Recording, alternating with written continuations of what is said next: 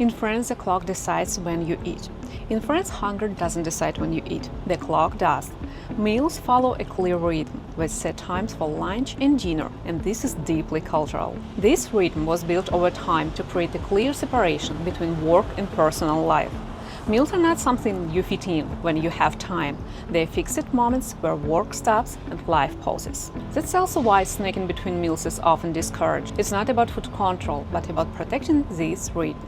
Eating has its place and its time. When you eat at these shared moments, you are not just feeding yourself. You are taking part in a collective habit that creates balance, structure, and a calmer daily life.